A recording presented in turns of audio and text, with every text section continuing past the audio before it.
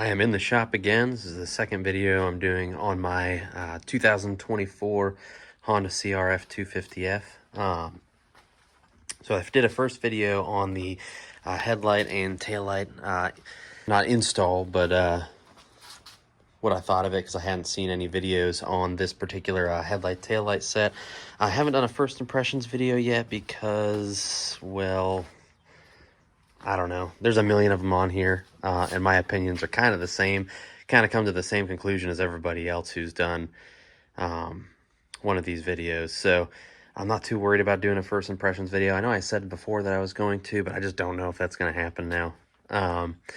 But what I'm going to do today is an install video on something that I find very important to have on the trails.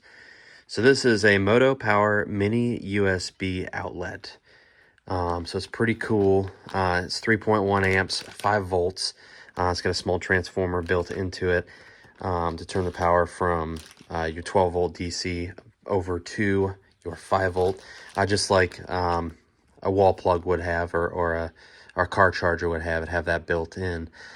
So I ordered this on Amazon. Super handy thing to have because I like to use maps when I'm on the trails. So I use OnX. I use OnX Hunt, not OnX Off-Road. I use OnX Hunt because I have a subscription to that.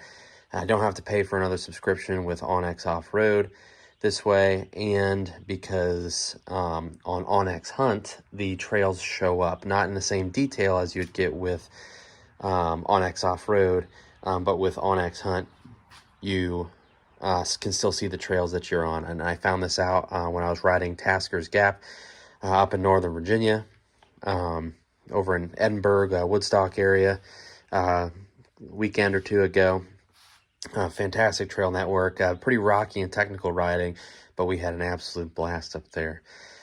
But I used OnX when I was up there, and I drained my phone battery down. That's how all GPS apps work, is they just seem to absolutely drain your battery down. So to solve that, I got this. This is a small harness and plug setup that just mounts on your handlebars, or it can mount on the stanchion of your forks, or it can mount almost wherever you want. It's got tie wrap mounts on it.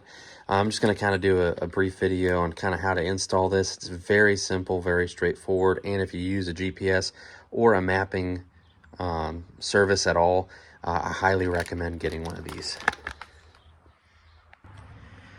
So the first thing you want to do, obviously, remove the seat, which has underneath the fender here and here, you have two 12 millimeter bolts that come in to hold the seat on. And then once you do that, you just slide the seat back and it pops off. And you want to remove the fairing that covers up the battery and all of your electronics. It's one 8 millimeter bolts in here, and then it's just got press in like plastic studs that help hold that fairing on. It's very simple to remove. As you can see, I did a video before on my headlight. This is how my headlight's wired up. It's wired directly to the batteries with these terminal adapters. There's the fuse for it. And then, of course, the wire comes up and branches right here, splits right here. This runs out back to the taillight. This one runs up to the headlight switch and the headlight itself. So very simple install. I figured I'd show that while I was in here. Very easy to route. It's out of the heat here. It's very good. But back to the install of the USB port. It's going to just run right alongside of this harness. And what we're going to do is we're going to loosen these battery terminals here, and we're going to put it on top of the terminal adapters that are already on there now.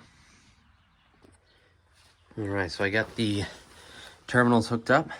Negative first off, of course, because it's a negative first DC system. Some DC systems can be positive first, some can be negative first. It just depends. But mostly on cars and vehicles, it's negative first. So hook the negative pole up first, and then hook the positive pole up second. And here's the fuse for this USB outlet. And we're just gonna kind of neatly get this situated and tie wrapped here in front of the battery. And then I ran the wire. I haven't tie wrapped it up yet, but I ran it along the same exact path as the headlight switch. It's coming out here, and we'll get everything else hooked up here in a second. All right, we got to trim some of the tie wraps up, but we got the harness kind of neatened up a little bit. Got it worked all the way through. I got it worked up to the front fairing here, where I got to run it up with the rest of the wiring harness and hook it up to the handlebars. But before we do all that, before we close everything up, I have it all plugged up. I have a short USB cable plugged into it, 2 foot, I believe it is, which is the perfect length, because where it's going to be mounted on the handlebars in location to my phone holder, 2 foot is going to be perfect. So you won't be able to see this part, but what we can do now is we can plug it in and see if it works before we close everything up. All right, I got it plugged in now, and everything is working. My phone is at 70%, currently going on to 71%. Everything's charging. It works great. So now what we're going to do is we're going to use some flush cutters on these tie wraps, get them all cleaned up, so you don't have all these ugly tie wraps sticking up and sticking out everywhere, and so they don't cut you and you have to work on or underneath the fairings again. And we're going to get those cut up, cleaned up, and then we'll get the plug itself mounted onto the handlebars. All right, now here's the finished product. You got my cell phone mount here. I got my lightning cable for my iPhone running over to the USB port. Just got this nice little waterproof cap when it's not in use, so water doesn't get down in there and short anything out or ruin anything. I got it tie wrapped to the bar right there above the top crown. And then I run my wires down here. The disconnect is tie wrapped to the rest of the harness here. They recommend that if you're going to leave the bike unattended for long periods of time, that you unplug the disconnect so as not to have any parasitic drain on the battery. I ride mine pretty frequently, so I don't think I'm going to have a problem with that. And it gets started at least once a week. So I'm going to leave that be for now. If I have an issue, I'll obviously unplug it. But I just ran the wires down the main harness here, tie wrapped everything up nice and neat. As you can see, runs down through there. Nice, tucked and hidden and tie wrapped all the way back to the battery. And I got the fuse tucked back in there. This is the fuse for the headlights right here. And then the fuse for the USB port is right behind that. Now it's just time to get everything buttoned back up.